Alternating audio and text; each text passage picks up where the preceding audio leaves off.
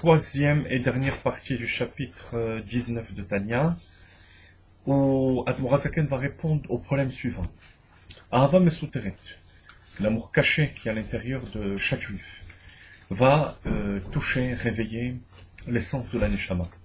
Son emplacement dans la Neshama, justement, c'est au niveau de Chochma Sheba Nefesh.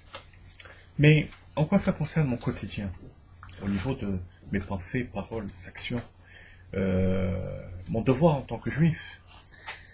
Et c'est à cela que va répondre Admor Hazaken dans cette dernière partie du chapitre 19, en expliquant que lorsqu'il y a ce réveil de Chochma Sheba Nefesh, la puissance de ce réveil est tellement grande que ça va atteindre pas seulement l'essence de la Neshama, mais les vêtements, pensées, paroles jusqu'au niveau de l'action.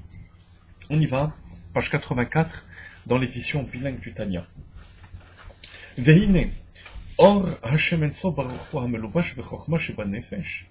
La lumière infinie qui est dans la sagesse, au niveau de Chochma, de l'âme, Gadol, ve'atzum kocho kolkach, legaresh v'litrot asitra acharav ve'klipot, shelo yochlu yigro afilu bilvushav, shel machshava dibur u'maaseh, shel emunat Hashem echad.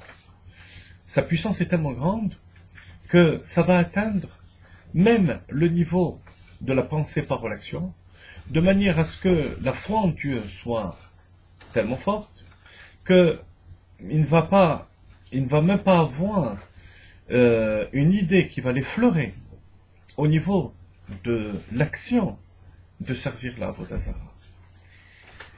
Derrière nous, la Hamod Benisayon, concrètement ça veut dire quoi? Ça veut dire qu'il va être capable de surmonter l'épreuve, l'imsor nafsho, et sacrifier sa vie, chez Afilu shelo la'asod rak eze ma'aseh levad neged emunat Hashem echad.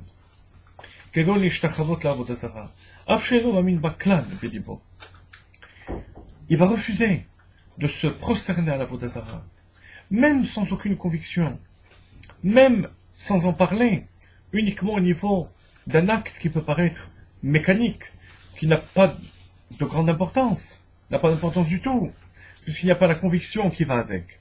Malgré tout, son pouvoir de Messirut Nefesh, le pouvoir de Messirut Nefesh, de l'âme, de sacrifice, de Hava Mesuteret, va atteindre même ce niveau superficiel de l'action.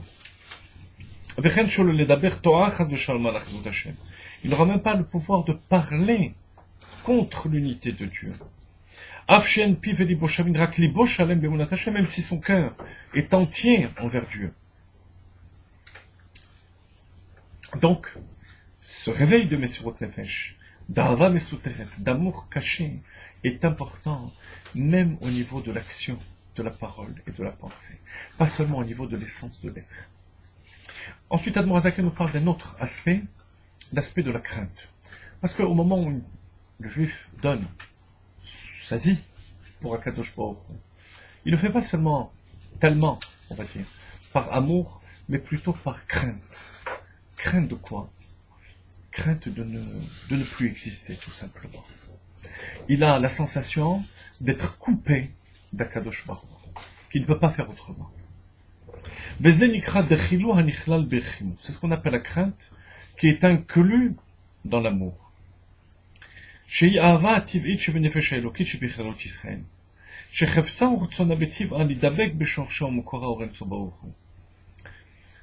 crainte qui provient de l'amour naturel qui est dans le juif et qui craint de se couper de Dieu.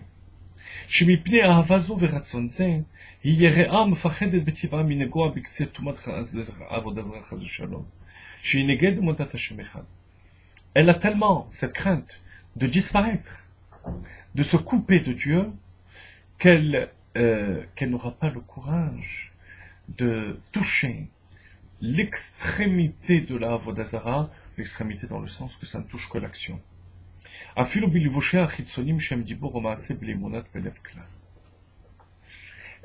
Donc, ça veut dire que il ne s'agit pas d'un amour travaillé, ressenti, mais plutôt comme une impossibilité, tout simplement, de se déconnecter d'Akadosh Baruch Hu.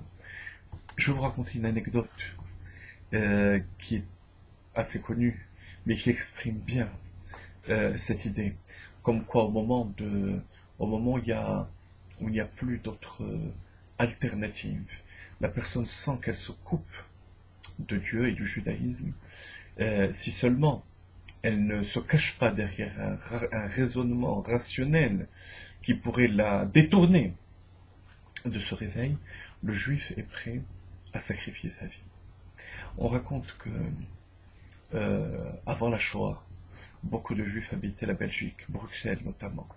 Il y avait un juif athée, anti-religieux, qui avait le malin plaisir d'arracher des mezuzot à l'entrée des maisons de ses coreligionnaires, de ses frères juifs.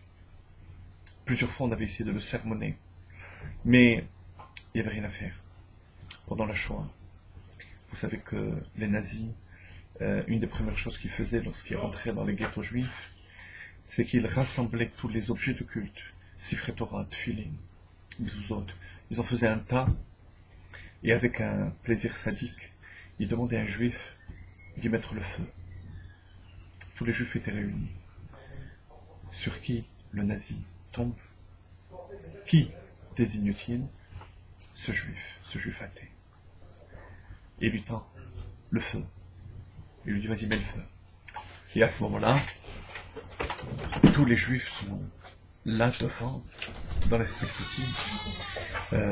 C'est incroyable que la main de Dieu ait désigné cette personne. Et ils voient, tous les juifs présents voient, à leur grand étonnement, que le juif refuse. Et le nazi sort son arme et la pointe sur lui. Jette le feu, allume, sinon je te tue. Il s'est laissé tuer. Regardez comment un juif, loin de tout, qui va aller jusqu'à arracher des mezuzot de maisons juives, au moment où il n'y a plus d'équivoque, au moment où il sent qu'il va se couper du judaïsme et de la Torah, il refuse.